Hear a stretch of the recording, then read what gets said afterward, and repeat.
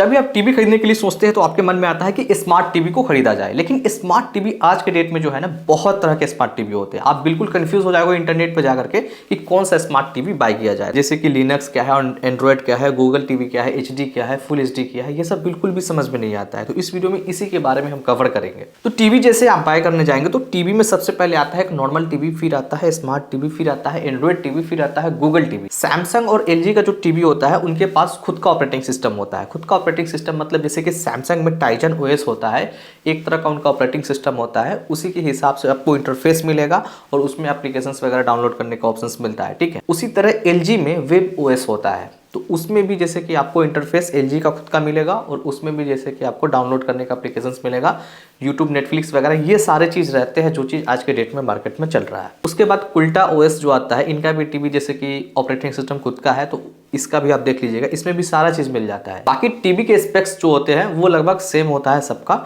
कोई ज़्यादा देते हैं कोई कम देते हैं, वो सारा डिपेंड करता है प्राइस के हिसाब से, मतलब खेल है, सारा प्राइस का ही खेल है। तो सैमसंग का टीवी का ऑपरेटिंग सिस्टम खुद का है, तो उसमें बढ़िया टीवी आप कोई भी देख करके ले सकते हैं, और एलजी में भी कोई भी बढ़िया आपको लगता है तो ले सकते हैं।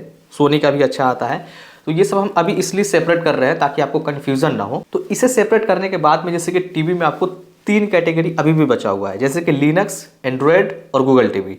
अब तीनों में जैसे कि बढ़िया की बात करें तो पहले लिनक्स आता है, उससे अच्छा जैसे कि एंड्रॉयड हो जाता है, और एंड्रॉयड से अच्छा गूगल टीवी होता है। लिनक्स जो है उसमें यूट्यूब, हॉटस्टार, जैसे कि सोनी लिव, ये सब बहुत सारे एप्लीकेशंस रहते हैं उसमें, लेकिन इनका ऑपरेटिंग सिस्टम जो रहता है वो थोड़ा सा अलग होता है। उसके बाद में आता है एंड्रॉयड टीवी। एंड्रॉयड टीवी का फ़ायदा ये होता है कि बिल्कुल इसका जो इंटरफेस होता है यूज़ करना काफ़ी आसान होता है, एक मोबाइल की तरह होता है। इसका सेटिंग्स वगैरह जैसे कि आप जाकर के देखेंगे तो बहुत ईजी इंटरफेस होता है इसका। तो जिस तरह से आप मोबाइल में आप गेम वगैरह खेलते हैं प्ले स्टोर से डाउनलोड करके, उसी तरह यहाँ पे भी बहुत सारा एप्लीकेशन डाउनलोड करने का ऑप्शन मिल जाएगा प्ले स्टोर से। तो आप प्ले स्टोर में जो भी एप्लीकेशन आपको डाउनलोड करना है इसमें डाउनलोड कर सकते हैं। डिपेंड करता है कि आपके टीवी में जो इंटरनल स्टोरेज है वो कितना है, उसी के हिसाब से इसमें आप एप्लीकेशंस वगैरह को डाउनलोड कर सकते हैं। उसी का अपग्रेड जैसे कि गूगल टीवी आता है। गूगल टीवी में भी आपको सेम फंक्शंस मिलेंगे। उसका जो इंटरफेस होता है वो मॉडर्न इंटरफेस है, बिल्कुल आपको मज़ा आ जाएगा उसका इंटरफेस देख करके। तो गूगल टीवी का यही प्लस पॉइंट है, और उसका सेटिंग्स वगैरह, ब्राइटनेस वगैरह कम और ज़्यादा करने के लिए कहीं ना कहीं उसमें थोड़ा सा एडवांस फीचर मिल जाता है। अब जैसे कि स्मार्ट टीवी की कैटेगरी की बात करें तो ये सारे स्मार्ट टीवी होते हैं। स्मार्ट टीवी का मतलब ही हो गया कि उसमें बहुत सारा एप्लीकेशंस होना चाहिए, वाईफाई से कनेक्ट होकर के आप इंटरनेट का एक्सेस कर पाए, ब्लूटूथ चल जाए, ये सारा चीज़ हो जाने के बाद में एक तरह से स्मार्ट कैटेगरी में आ ही जाता है। तो ऑपरेटिंग सिस्टम हो जाने के बाद में अब आता है डिस्प्ले का क्वालिटी। डिस्प्ले का क्वालिटी जो होता है आजकल का जो मार्केट चल रहा है 2026 के हिसाब से, वो है QLED का। QLED टीवी जो है उसका डिस्प्ले का पैनल काफ़ी अच्छा है, आपको जैसे कि उसका कलर, ब्राइटनेस, शार्पनेस, सैचुरेशन, ये सब काफ़ी अच्छा लगता है देखने में। तो QLED टीवी आप ले सकते हैं, ये हमने आपको पैनल बताया है। अब जैसे कि रेजोल्यूशन की बात करें तो अगर आपके पास में जैसे कि 10-12 हज़ार 13 हज़ार का रेंज में जैसे कि आपको लेना है तो आप फुल HD आप ले सकते हैं। आपको 4K टीवी नहीं मिलेगा। 4K टीवी लेने के लिए आपको 16 हज़ार, 17 हज़ार, 18 हज़ार, 20 हज़ार, इसी के प्राइस में आपको जाना पड़ेगा। साइज की बात करें तो एक अच्छे रूम के लिए जैसे कि 43 इंच, 55 इंच, 50 इंच, इस टाइप के जो है ना टीवी अच्छे होते हैं। लेकिन अगर आपका रूम का साइज काफ़ी बड़ा है तो आप 75 इंच तक भी आप ले सकते हैं। ये सारा खेल जो है पैसा का है। अगर आपके पास में ज़्यादा पैसा है तो आप 65 इंच, 75 इंच का आप ले सकते हैं। अब देखिए जैसे कि HD, फुल HD और 4K कौन सा टीवी लेना चाहिए, तो यहाँ पे सारा खेल पैसा का है। अगर आपके पास जैसे कि मान लीजिए कि 7 से 8 हज़ार का बजट है, 7-8 हज़ार 9 हज़ार का बजट है, तो ऐसे में आपको HD टीवी ही मिलेगा। तो QLED में आपको अगर HD टीवी मिलता है तो 32 इंच में आप ले सकते हैं। कोई भी कंपनी, जो भी कंपनी आपको अच्छा लगता है वो टीवी आप ले सकते हैं। उसके बाद में जैसे कि आपका बजट 13 से 14 हज़ार का बजट है तो आप फुल HD में 40 इंच का ले सकते हैं, जो कि वो भी QLED पैनल में मिल जाएगा 13 से 14 हज़ार के बजट में। अगर आपका बजट जैसे कि 17 से 18 हज़ार, जैसे कि 16 हज़ार, 17 हज़ार, 18 हज़ार, इस तरह से बजट है तो आपको 4K में QLED टीवी मिल जाएगा। अब जैसे कि साउंड की बात करें तो टीवी में आपको 30 वाट, 40 वाट, 50 वाट, 60 वाट, इस तरह से वाटेज मिलता है। तो ऐसा मत समझिएगा कि 40 वाट वाला ज़्यादा लाउड होगा, 30 वाट वाला कम लाउड होगा। दोनों साउंड जो है काफ़ी अच्छा खासा लाउड प्रोड्यूस करता है।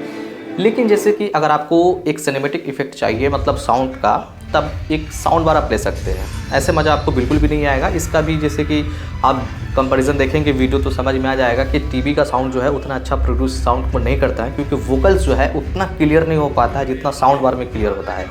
तो आज के टाइम में भी जैसे कि अगर मोटरोला का साउंड बार या जैसे कि बोट का आता है, बहुत सारे कंपनी का आपको जो है ना साउंड बार मार्केट में मिल जाएगा, जो कि 3000 से 5000 में one of the best sound bar आपको मिल जाएगा एक रूम के लिए, जो 200 वाट 160 वाट ऐसे करके आपको मिलेगा। और जब आप साउंड बार लगा देंगे तब टीवी का साउंड जो है बहुत अच्छा निकल के आता है। अब जो टीवी में गूगल टीवी होगा और डिस्प्ले का पैनल जैसे कि अच्छा होगा और QLED टीवी होगा, तो बाकी सारे स्पेक्स जो है ना ऑटोमेटिक जो है आपको बेहतर मिलेगा उस टीवी के अंदर में।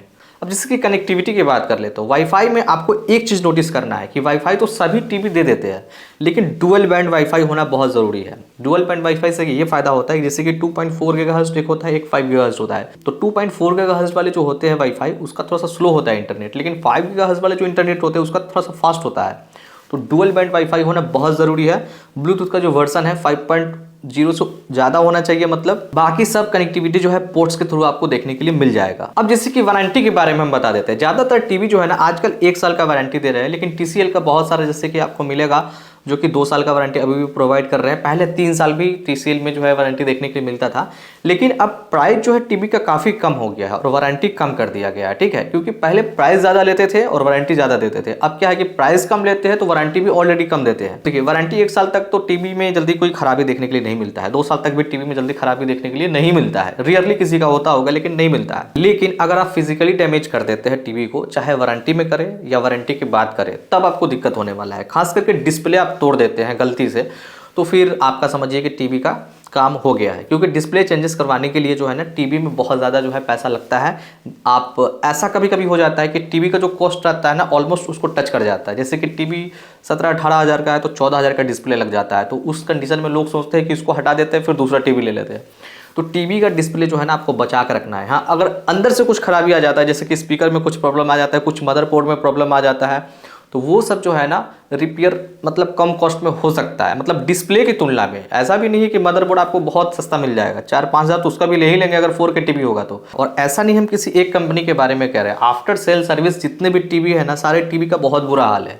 क्योंकि डिस्प्ले का जो कॉस्ट है ना वो थोड़ा सा कॉस्टली होता है। यही इसका रीज़न है जिसके वजह से जो है डिस्प्ले चेंज करवाने में बहुत ज़्यादा पैसा खर्च करना पड़ेगा आपको। और डिस्प्ले का कॉस्ट पहले ही कंपनी वाला इतना ज़्यादा बता देता है ना कि आप दूसरा टीवी खरीदने पे मजबूर हो जाएंगे। तो वारंटी का यहाँ पे सीधा सा सिंपल सा तरीका है कि आप जो है टीवी को फिजिकल डैमेज होने से बचाएं, यही आपके लिए बेहतर रहेगा। नहीं तो बाकी जो है आप फिजिकली डैमेज कर देते हो तो वारंटी वैसे भी आपका मतलब खत्म हो जाता है, ये सब चीज़ है। तो इस वीडियो का जो टॉपिक था वो यही था कि कौन सा स्मार्ट टीवी को बाय किया जाए आज के डेट में। तो हमने आपको सबसे पहले ऑपरेटिंग सिस्टम के बारे में बताया है। अगर आप सैमसंग, LG, कुल्टा में जाते हैं तो इसमें कोई भी टीवी आप ले लीजिए, वही ऑपरेटिंग सिस्टम आपको देखने के लिए ऑलमोस्ट मिलता है। बाकी जैसे कि यहाँ पे 3 ऑपरेटिंग सिस्टम बच जाता है, लिनक्स, एंड्रॉयड, गूगल, जिसमें से गूगल आप ले सकते हैं। और गूगल के बाद में जैसे कि अगर डिस्प्ले पैनल की बात करें तो QLED टीवी आपको लेना है। बाकी सारा चीज़ ऑटोमेटिक ठीक ठाक ही मिल जाता है। अब प्राइस के हिसाब से जो है ना आप डिस्प्ले का साइज और HD, फुल HD और 4K ये सब आप ले सकते हैं। आशा करते हैं वीडियो आपको अच्छा लगा होगा।